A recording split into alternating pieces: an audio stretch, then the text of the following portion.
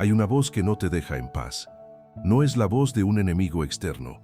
No es la voz de alguien que te hizo daño.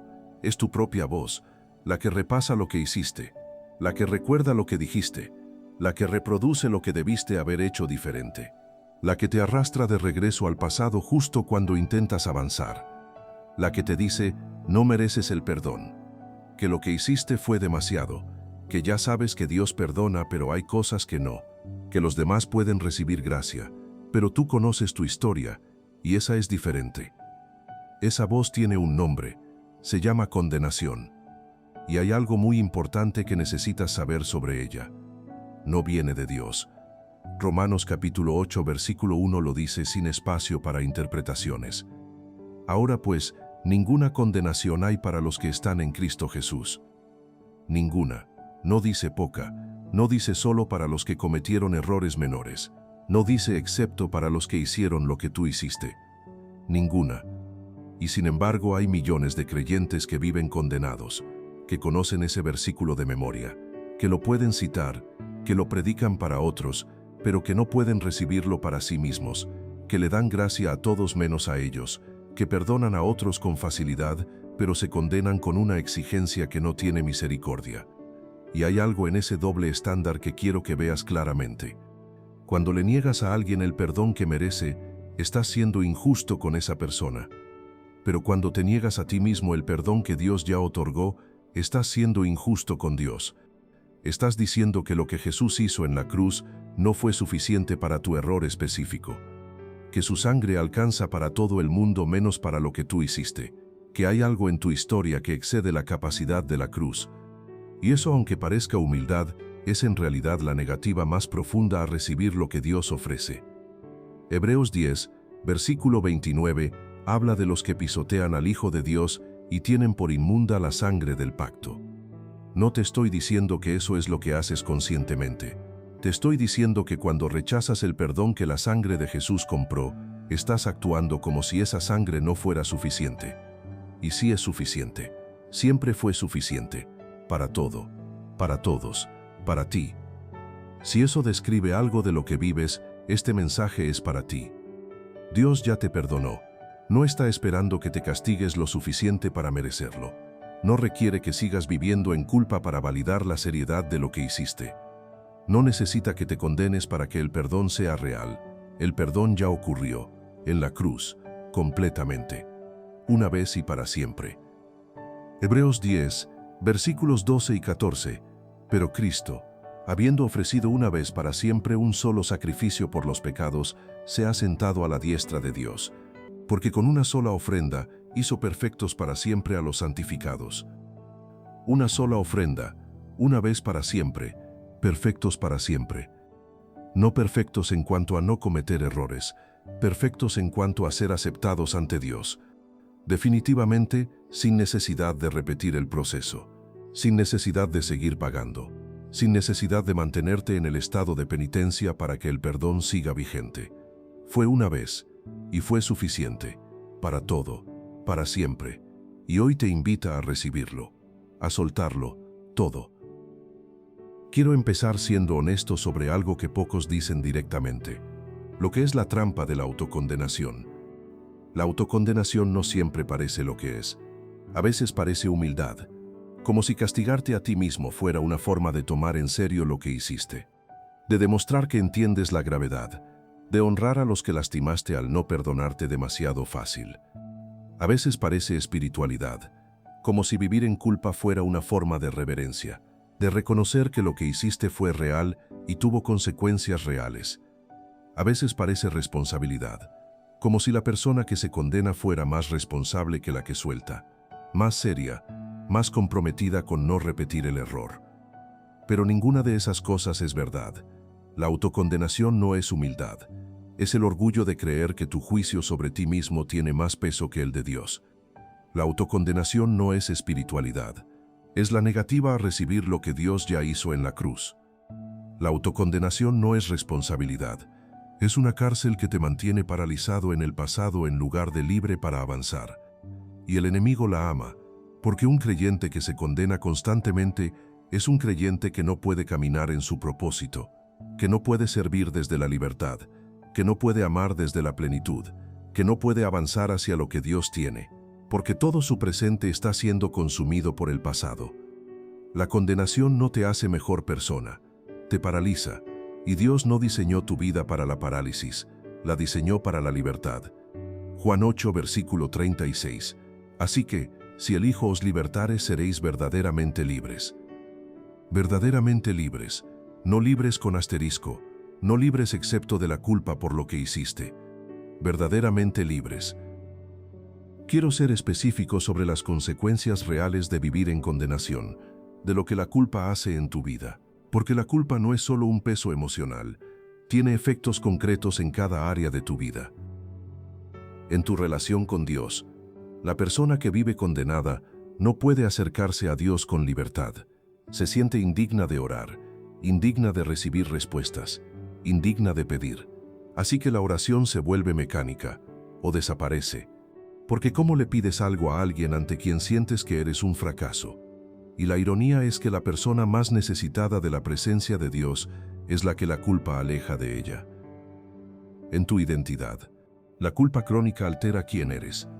Dejas de ser una persona que cometió un error, te conviertes en el error. Ya no es algo que hiciste, es lo que eres. Y desde esa identidad construida sobre el fracaso, cada decisión se toma desde el miedo, desde la vergüenza, desde la convicción de que no mereces lo bueno. En tus relaciones, la persona que se condena tiende a dos extremos en sus relaciones, o se aleja para proteger a los demás de sí misma, o sobrecompensa dando en exceso para compensar lo que cree que debe. Ninguno de los dos produce relaciones saludables, ninguno es amor desde la libertad, ambos son movidos por la culpa. En tu propósito, este es quizás el costo más alto, la persona condenada no puede caminar en su propósito, porque el propósito requiere confianza, requiere la convicción de que Dios puede usarte, requiere avanzar hacia lo desconocido, y la condenación dice en cada paso, ¿quién te crees que eres? ¿Con lo que hiciste? ¿Con tu historia? Y el propósito se queda sin cumplir, no porque Dios lo canceló, sino porque la culpa construyó una cárcel demasiado pequeña para que el propósito quepa. Pero hay buenas noticias, la culpa no tiene la última palabra. Dios sí, y lo que Él dice es esto: ya te perdoné, suéltalo y avanza. Antes de continuar, si este mensaje ya toca algo en tu interior, te invito a declarar esta frase en los comentarios como acto de perdón. Hoy recibo el perdón. No como frase religiosa, como la decisión más importante que puedes tomar hoy, la de dejar de ser tu propio juez. Y comparte este mensaje con alguien que conozcas que vive cargando culpa, que ya recibió el perdón de Dios, pero que no puede dárselo a sí mismo, porque a veces la persona más atrapada en la condenación propia es la que menos lo va a pedir. Ahora quiero presentarte a alguien cuya historia es la historia más poderosa sobre la culpa, el fracaso y la restauración de toda la Escritura. Su nombre es Pedro. Pedro era el discípulo que más declaró su lealtad a Jesús. Mateo 26, versículo 33. Aunque todos se escandalicen de ti, yo nunca me escandalizaré. Aunque todos fallen, yo no. Incluso si tengo que morir contigo, no te negaré. Esa fue la declaración de Pedro. Y unas horas después, en el patio del sumo sacerdote, mientras Jesús era juzgado y maltratado adentro, Pedro estaba afuera. Y alguien lo reconoció. Y Pedro negó: no lo conozco. Una vez. Lo volvieron a ver. Lo negó de nuevo. Y una tercera vez. Y en ese momento cantó el gallo. Y Pedro recordó las palabras de Jesús: antes que el gallo cante, me negarás 3 veces. Y la Biblia dice algo que rompe el corazón. Lucas 22, versículo 62. Y Pedro salió fuera, y lloró amargamente. Amargamente, no un llanto de alivio, no un llanto de arrepentimiento superficial, amargamente. El llanto del hombre que había dicho nunca y lo había hecho, que se había declarado el más leal y había resultado el que negó, que había prometido morir con Jesús y había huido a salvar su propia vida. Ese llanto amargo de Pedro es el llanto de todos los que han hecho lo que juraron que nunca harían, de todos los que fallaron en el momento que más importaba, de todos los que se miran al espejo después del error y no reconocen a la persona que creían ser. Y entonces Jesús murió, y Pedro cargó eso. La última conversación real entre Pedro y Jesús fue una negación. 3 veces. ¿Puedes imaginar el peso de eso? ¿El peso de no haber tenido la oportunidad de decir lo siento antes de que muriera? ¿El peso de saber que la última impresión que le dejaste a la persona más importante de tu vida fue la del que falló? Ese peso es el que muchas personas cargan, no necesariamente con Jesús, con personas que ya no están, con situaciones que ya no pueden repararse, con errores que ya no tienen vuelta atrás. Y en ese peso la tentación es creer que el perdón es posible para otros, pero no para eso, no para lo que yo hice. Pero la historia de Pedro no termina en el llanto amargo, termina en Juan capítulo 21, cuando Jesús resucitó, y en ese tiempo después de la resurrección, Pedro estaba en un bote pescando. Y desde la orilla, alguien les gritó que echaran la red al lado derecho. Y cuando lo hicieron, la red se llenó de peces. Y Juan le dijo a Pedro, «Es el Señor». Y Pedro, que estaba desnudo, se vistió y se lanzó al agua. Esa imagen dice todo sobre el estado de Pedro. Mientras los demás remaban hacia la orilla, Pedro no podía esperar. Se lanzó, no porque ya había procesado la culpa y la había resuelto, sino porque en ese momento lo único que importaba era llegar a Jesús. Y cuando llegaron a la orilla, había un fuego, pan, pescado asado. Jesús había preparado el desayuno. Piensa en eso un momento. El Hijo de Dios resucitado había preparado el desayuno para sus discípulos.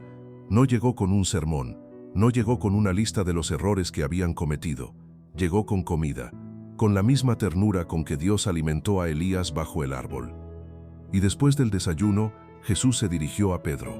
Y lo que hizo en ese momento es uno de los actos de restauración más deliberados y más hermosos de toda la Biblia. Le preguntó 3 veces, «Pedro, ¿me amas?».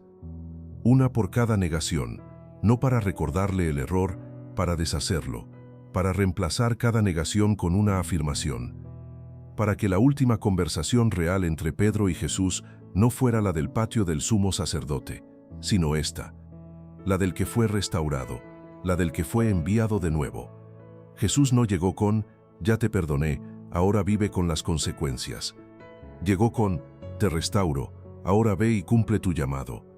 Ese es el Dios que te está mirando ahora mismo, no con el dedo señalando lo que hiciste, con el fuego encendido, el desayuno listo y la pregunta que espera una respuesta. ¿Me amas? Porque si la respuesta es sí, hay un llamado esperándote, y ese llamado no puede recibirse desde la condenación, solo desde la restauración.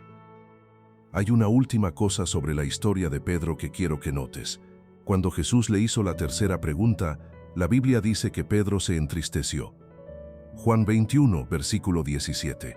Pedro se entristeció de que le dijese la tercera vez, «¿Me amas?». Y respondió, «Señor, tú lo sabes todo, tú sabes que te amo». Señor, tú lo sabes todo. Esa es la respuesta del que ya no tiene argumentos, del que ya no puede defenderse, del que simplemente se entrega a lo que Dios sabe. Tú lo sabes todo, sabes lo que hice, sabes cómo fallé, sabes que 3 veces dije que no te conocía, y aún así, aquí estoy, diciéndote que te amo. Y Jesús no respondió con, «Sé que me amas, pero mira lo que hiciste». Respondió con, «Apacienta mis ovejas», con un propósito, con una misión, con confianza renovada. Esa es la respuesta de Dios a tu rendición honesta. No una lista de reproches, un llamado, un propósito, una vida por delante. Ahora quiero hablarte sobre lo que ocurrió en la cruz, no como teología abstracta, como la verdad más práctica y más personal que existe sobre tu culpa. Primera de Juan capítulo 1, versículo 9 dice, «Si confesamos nuestros pecados, Él es fiel y justo para perdonar nuestros pecados y limpiarnos de toda maldad». Limpiarnos de toda maldad. No de la maldad pequeña, no de los errores que tú consideras perdonables, toda maldad. El perdón de Dios no tiene límite de peso. No hay una lista de cosas demasiado graves para ser perdonadas. No hay un umbral que tu error haya cruzado que lo ponga fuera del alcance de la cruz. Isaías capítulo 1 versículo 18. Venid luego, dice Jehová, y estemos a cuenta. Si vuestros pecados fueren como la grana, como la nieve serán emblanquecidos. Si fueren rojos como el carmesí, vendrán a ser como blanca lana. Como la grana, como el carmesí. Los colores más intensos, más difíciles de quitar. Y Dios dice, eso también lo limpio, como la nieve, como blanca lana, completamente, sin residuo. Y hay algo más que quiero que entiendas sobre lo que la cruz hizo. Colosenses capítulo 2, versículo 14 dice que Jesús anuló el acta de los decretos que había contra nosotros, que nos era contraria, quitándola de en medio y clavándola en la cruz. Anuló el acta, había un registro, una lista de todo lo que debías, todo lo que hiciste, todo lo que fallaste, todo lo que dijiste y no debiste, todo lo que no hiciste y debiste. Ese registro existía, y Jesús lo tomó, y lo clavó en la cruz. No lo archivó para revisarlo después. No lo guardó para recordártelo en los momentos difíciles. Lo clavó, lo canceló, lo anuló. Eso significa que cuando Dios te mira ahora mismo, no ve el acta. El acta fue clavada en la cruz. Ve a la persona que está en Cristo, limpia, restaurada, amada. La culpa que cargas es por algo que Dios ya no tiene en su registro. Lo que Él anuló, no tienes que seguir pagando. Y quiero que entiendas algo más sobre ese perdón. No es un perdón que Dios otorga a regañadientes. No es un perdón que cuesta. No es un perdón condicionado a que sufras suficiente primero. Es un perdón que nace de la naturaleza de Dios. Primera de Juan 4, versículo 8. El que no ama, no ha conocido a Dios, porque Dios es amor. Dios es amor, no tiene amor, es amor. Y cuando el amor te mira y ve el error, la respuesta no es retroceder, es ir hacia ti, como el padre corriendo hacia el hijo pródigo, antes de que llegara, antes de que terminara el discurso de arrepentimiento, ya estaba corriendo, porque eso es lo que hace el amor. Va hacia el que está lejos, va hacia el que está roto, va hacia el que ni siquiera se cree digno de ser hijo. Y cuando llega no llega con el registro del error, llega con el mejor vestido, con el anillo, con los zapatos nuevos, con la fiesta. Ese es el perdón de Dios, no lo que imaginas cuando piensas en ser perdonado por alguien a quien le fallaste. Eso es el perdón humano, que a veces llega con condiciones y con memoria. El perdón de Dios viene del Padre que corre, que ve al Hijo desde lejos, que ya estaba esperando ese regreso. Y que cuando lo ve llegar, la respuesta no es una lista de reproches, es una celebración, porque este mi hijo muerto era, y ha revivido, se había perdido, y es hallado. Lucas 15, versículo 24. Ha revivido, es hallado, eso eres tú cuando recibes el perdón. El que revive, el que es hallado, el que regresa al hogar que nunca debió haberse ido. Quiero hacer una distinción que es absolutamente crítica, la diferencia entre convicción y condenación, porque hay una voz de Dios que señala el error, y hay una voz del enemigo que condena, y no son lo mismo. Y confundirlas produce o una insensibilidad al pecado o una esclavitud a la culpa. La convicción es del Espíritu Santo. Juan 16, versículo 8. Y cuando Él venga convencerá al mundo de pecado, de justicia y de juicio. El Espíritu convence, y las características de la convicción del Espíritu son específicas. Señala algo concreto, lleva hacia el arrepentimiento, produce un cambio de dirección. Y cuando es respondida con arrepentimiento y confesión, se resuelve. Hay paz después, hay libertad del otro lado. La condenación es diferente. La condenación no señala algo concreto para que puedas resolverlo. Señala todo, tu valor, tu identidad, tu futuro. La condenación no lleva al arrepentimiento, lleva a la vergüenza, y la vergüenza paraliza en lugar de liberar. La condenación no produce cambio. Produce bucle. El mismo error, la misma culpa, el mismo ciclo, una y otra vez. Y la condenación nunca se resuelve, porque no fue diseñada para resolverse, fue diseñada para atrapar. El diablo es llamado en la Biblia el acusador de los hermanos. Apocalipsis 12, versículo 10. El acusador de nuestros hermanos, el que los acusaba delante de nuestro Dios día y noche. Día y noche, sin parar. Esa voz que no te da descanso, que repasa el error una y otra vez, que no te deja olvidar, que busca el momento de menor resistencia para recordarte lo que hiciste. Esa es la voz del acusador, no la voz de Dios. Dios ya no acusa. Romanos 8, versículo 33. ¿Quién acusará a los escogidos de Dios? Dios es el que justifica. Dios es el que justifica, no el que acusa, el que justifica, el que declara justo, el que pone el acta cancelada en la cruz y dice, ya está pagado. La voz que te condena no viene de él. Ahora quiero hablarte de alguien cuyo pasado era tan oscuro que muchos en la iglesia no podían creer que era real su conversión. Antes de encontrarse con Jesús en el camino a Damasco, Pablo se llamaba Saulo. Y Saulo perseguía a los creyentes. No solo los rechazaba, los perseguía, los arrestaba. Hechos 8, versículo 3. Y Saulo asolaba la iglesia, y entrando casa por casa, arrastraba a hombres y a mujeres, y los entregaba en la cárcel. Arrastraba a hombres y a mujeres, y estuvo presente, y dio su aprobación en la lapidación de Esteban, el primer mártir de la iglesia. Pablo lo vio morir, y lo aprobó. Eso no es un error pequeño, eso no es algo que se olvida fácilmente. Y Pablo no lo olvidó. Primera de Corintios 15, versículo 9 dice, porque yo soy el más pequeño de los apóstoles, que no soy digno de ser llamado apóstol, porque perseguí a la iglesia de Dios. El más pequeño, no digno.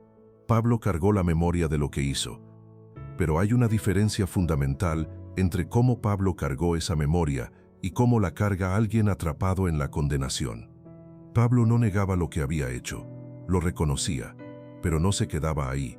El versículo 10 continúa, pero por la gracia de Dios soy lo que soy, y su gracia no ha sido en vano para conmigo, antes he trabajado más que todos ellos, pero no yo, sino la gracia de Dios conmigo. Por la gracia de Dios soy lo que soy. No, a pesar de lo que hice, intento ser algo. No, aunque perseguí a la iglesia, trato de compensar. Por la gracia de Dios soy lo que soy. La identidad de Pablo no estaba definida por lo que había hecho, estaba definida por lo que Dios había hecho con él. Y esa misma gracia está disponible para ti, no para borrar tu historia, para redefinirla, para tomar lo que fue error, fracaso, oscuridad, y convertirlo en el testimonio que señala hacia Dios. Filipenses 3, versículos 13 y 14. Hermanos, yo mismo no pretendo haberlo ya alcanzado, pero una cosa hago, olvidando ciertamente lo que queda atrás, y extendiéndome a lo que está delante, prosigo a la meta. Olvidando lo que queda atrás. Pablo no dijo, procesando lentamente lo que queda atrás. No dijo cargando con culpa lo que queda atrás. Dijo olvidando, y extendiéndome a lo que está delante. Esto no significa que Pablo era insensible a sus errores. Significa que había aprendido a no dejar que su pasado dictara su dirección, que la gracia de Dios era suficientemente grande para absorber lo que fue, y suficientemente poderosa para definir lo que sería. Y eso es exactamente lo que está disponible para ti. No un pasado borrado, un futuro redimido. Porque cuando alguien como Pablo puede ser apóstol, ya no hay historia demasiado oscura para ser redimida. Ahora te invito a recordar e imaginar a la mujer adúltera y lo que Jesús no hizo. Juan capítulo 8. Los fariseos trajeron a una mujer ante Jesús. Había sido sorprendida en adulterio, en el acto mismo, y la pusieron en medio de todos, y le dijeron a Jesús, la ley dice que debe ser apedreada. ¿Qué dices tú? Ahí estaba esa mujer, sin defensa, sin argumento, atrapada en su error más grande delante de todos, con acusadores que tenían la ley de su lado, con un pasado que no podía negar. En ese momento Jesús se agachó y escribió en el suelo, y luego dijo, el que de vosotros esté sin pecado sea el primero en arrojar la piedra. Y uno por uno, comenzando desde los más viejos, se fueron, hasta que no quedó ninguno. Y Jesús se enderezó y le preguntó a la mujer, ¿dónde están los que te acusaban? ¿Ninguno te condenó? Ella respondió, ninguno, Señor. Y Jesús dijo, ni yo te condeno, vete y no peques más. Ni yo te condeno. El único que tenía el derecho real de condenarla, el único sin pecado, el único que podía arrojar la primera piedra. Dijo, ni yo te condeno. Y eso mismo te dice a ti, ni yo te condeno. Entonces, ¿por qué sigues condenándote tú? Si el único que tenía el derecho de condenarte dice ni yo te condeno, ¿con qué autoridad te condenas tú? La respuesta es que no tienes esa autoridad. Nadie la tiene. El acta fue clavada en la cruz. El caso fue cerrado. El juez dijo, ni yo te condeno. Y vete. Hay una vida que vivir, un propósito que cumplir, un camino que recorrer. Y ese camino no se puede recorrer desde la sala del tribunal donde te juzgas a ti mismo. Solo se puede recorrer desde la libertad del que fue perdonado. Ahora quiero darte herramientas concretas, 5 pasos para soltar la culpa, porque la verdad teológica sobre el perdón es necesaria pero no siempre suficiente para salir de la condenación. La condenación tiene raíces emocionales profundas que requieren acciones específicas. Paso 1. Di lo que hiciste en voz alta ante Dios. No lo generalices, no lo minimices, no lo exageres tampoco para castigarte más. Dilo con precisión. Señor, hice esto, con estas palabras, en este momento. Primera de Juan 1, versículo 9. Si confesamos nuestros pecados, Él es fiel y justo para perdonar. La confesión específica produce perdón específico, y hay algo que ocurre cuando pones palabras precisas a lo que hiciste. Le quitas el poder de lo indefinido. Lo que no puede nombrarse tiene poder ilimitado. Lo que se nombra puede ser entregado. Paso 2. Recibe el perdón como un hecho, no como un sentimiento. El perdón no depende de cómo te sientes, depende de lo que Dios dijo, y Dios dijo es fiel y justo para perdonar. Fiel, justo, no condicional a que primero te sientas perdonado. Muchas personas esperan sentir el perdón antes de creerlo. Esperan que la culpa desaparezca como señal de que el perdón fue real. Pero el perdón no funciona así. El perdón es primero un hecho que se recibe por fe, y luego con el tiempo los sentimientos pueden alinearse con ese hecho.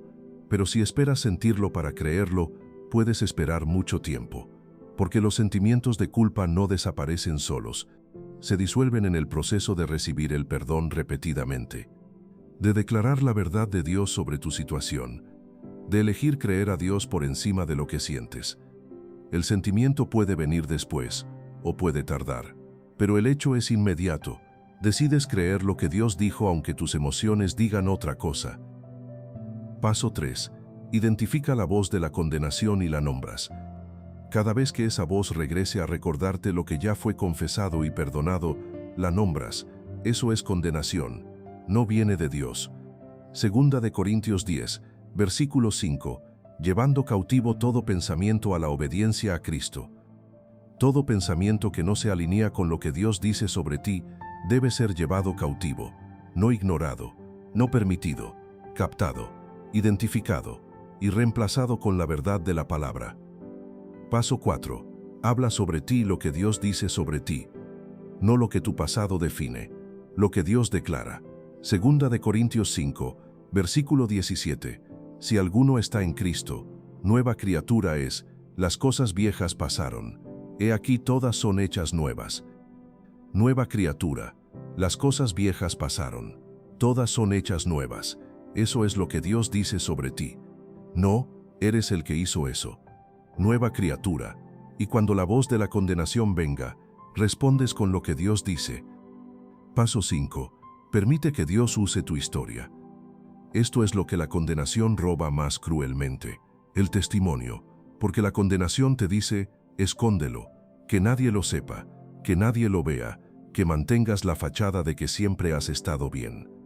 Pero Dios dice, úsalo, no para exponerte innecesariamente, para mostrar que su gracia es más grande que cualquier historia.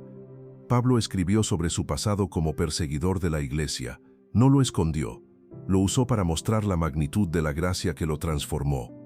Primera de Timoteo 1, versículo 15 y 16, palabra fiel y digna de ser recibida por todos, que Cristo Jesús vino al mundo para salvar a los pecadores, de los cuales yo soy el primero. Pero por esto fui recibido a misericordia, para que Jesucristo mostrase en mí el primero toda su clemencia, para ejemplo de los que habrían de creer en Él para vida eterna. Para ejemplo, Pablo entendió que su historia de redención era un ejemplo, un caso de estudio de la gracia de Dios, que sirve para que otros que crean que su historia es demasiado vean que no lo es. Y tu historia puede ser ese ejemplo para alguien. Apocalipsis 12, versículo 11.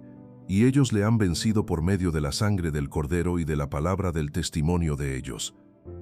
La palabra del testimonio, tu historia de cómo Dios te perdonó, te restauró, te hizo nuevo, es un arma espiritual que derrota al acusador, que libera a los que escuchan, que demuestra que la gracia es real y no tiene límite de peso. Quiero contarte la historia de Andrés. Andrés cometió un error grave a los 28 años, un error que lastimó a personas que amaba, un error que tuvo consecuencias que no pudo deshacer y que durante 10 años definió completamente su identidad. Andrés era creyente, había crecido en la fe, y eso hacía la culpa más pesada en lugar de menos, porque sabía lo que la Biblia decía sobre el perdón, lo predicaba, lo creía para otros, pero cada vez que lo intentaba recibir para sí mismo, una voz interior decía, sí, pero tú sabes lo que hiciste. Y durante 10 años, Andrés vivió en lo que él describe como una cárcel invisible, funcionando por fuera, sirviendo en su iglesia, construyendo su vida, pero con una pared interna que no le permitía recibir nada plenamente, ni el amor de Dios, ni el amor de las personas que lo rodeaban, ni su propio éxito, porque en el fondo creía que no lo merecía. Hasta que un día, leyendo Juan capítulo 21, algo cambió. No fue el texto en sí, era un texto que había leído muchas veces. Fue una pregunta que sintió que Dios le hacía directamente. ¿Andrés, me amas? No. ¿Andrés, ya te perdonaste? No. ¿Andrés, ya pagaste suficiente? ¿Me amas? Y Andrés dice que en ese momento entendió algo que cambió todo, que Dios no estaba esperando que él resolviera su culpa para poder avanzar, que Dios había cancelado el acta hacía 10 años, y que lo único que Dios quería saber era si Andrés lo amaba, porque si la respuesta era sí, había un propósito esperando, había personas que apacentar, había un camino que recorrer, que no podía recorrerse desde la cárcel de la culpa, solo desde la libertad del perdonado. Andrés dice hoy, los 10 años que viví condenado no los recupero, pero sí puedo decir esto, cada día que elijo recibir el perdón en lugar de quedarme en la culpa, es un día que el enemigo no gana. Y ese es el acto de fe más revolucionario que puedo hacer, no el que nunca falla, el que falla y recibe el perdón y sigue. Ahora quiero hablarte directamente, a ti que ya sabe que Dios perdona, que lo ha escuchado cientos de veces, que lo cree para todos los demás, pero que cuando se trata de lo que tú hiciste, hay algo que no te deja recibirlo. A ti que en la madrugada, cuando todo está en silencio, la voz regresa, la que repasa, la que recuerda, la que dice sí, Dios perdona, pero tú sabes lo que hiciste. A ti que ha pedido perdón a Dios, quizás muchas veces, pero que no puede dejar de preguntarse si realmente fue suficiente, si el arrepentimiento fue lo bastante profundo, si las consecuencias que vives son la señal de que Dios todavía está molesto. A ti que tiene miedo de avanzar, porque avanzar parece decir que lo que hiciste no importó, y quieres que importe, quieres honrar a los que lastimaste, quieres demostrar que entiendes la gravedad, y la única manera que conoces de hacerlo es seguir castigándote. Quiero decirte algo con amor directo, castigarte no repara lo que se rompió, condenarte no deshace lo que hiciste, vivir en culpa no honra a los que lastimaste, solo te paraliza. Y la persona paralizada no puede reparar, no puede crecer, no puede ser lo que los que lastimaste necesitan que seas ahora. El perdón de Dios no minimiza lo que hiciste, lo carga. Él cargó el peso de ese error en la cruz, no para que lo ignoraras, para que fueras libre, para que pudieras avanzar, para que pudieras ser la persona que Él diseñó, no la persona definida por su peor momento, sino la persona redimida por la gracia más grande. El hijo pródigo del que habla Lucas 15 no regresó a casa a vivir en la vergüenza. El padre corrió hacia él antes de que llegara. Lo vistió, lo restauró, hizo fiesta, no porque lo que el hijo había hecho no importara, sino porque el padre no quería que su hijo viviera el resto de su vida como siervo en su propia casa. El padre quería al hijo restaurado, no al hijo condenado, y ese padre eres tu Dios, que está corriendo hacia ti ahora mismo, con el mejor vestido, con el anillo, con la fiesta, no esperando que te hayas castigado suficiente primero, corriendo hacia ti tal como estás. Y quiero que sepas algo más. no eres el único que ha estado en este lugar. Pedro negó 3 veces y Jesús lo restauró en el desayuno. Pablo persiguió a la iglesia y se convirtió en su apóstol más prolífico. David cometió adulterio y asesinato y fue llamado varón conforme al corazón de Dios. Moisés era homicida y fue el libertador de un pueblo. La Biblia está llena de personas que cargaron errores enormes y que Dios usó de maneras extraordinarias, no porque sus errores no importaron, sino porque la gracia de Dios es más grande que cualquier error. Y el testimonio de su redención dijo más sobre Dios que si nunca hubieran fallado. Tu historia no terminó en el error. Ese es un capítulo, no el final. Y lo que Dios escribe en los capítulos que vienen, si le permites escribirlos, va a mostrar algo que el mundo necesita ver.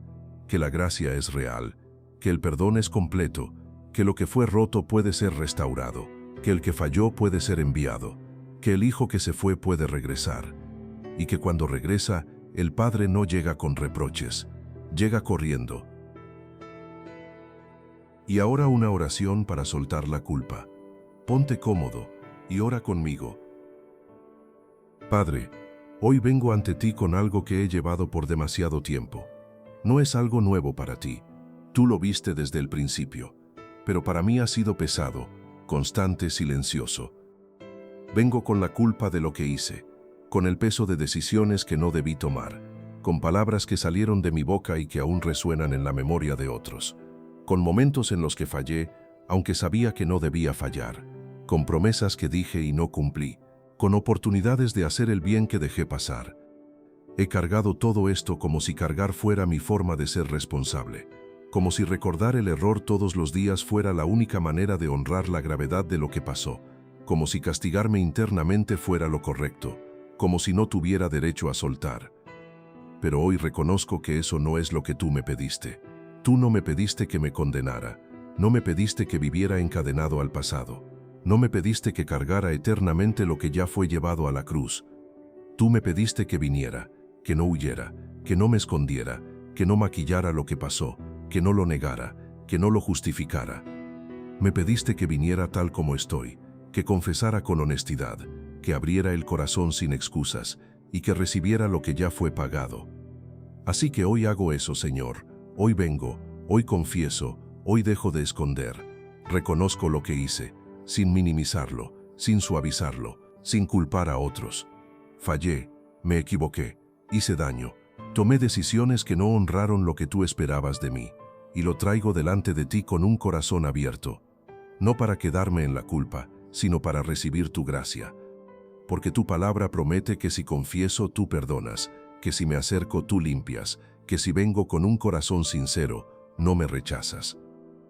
Así que hoy recibo lo que prometiste, recibo el perdón completo, no parcial, no a medias, completo.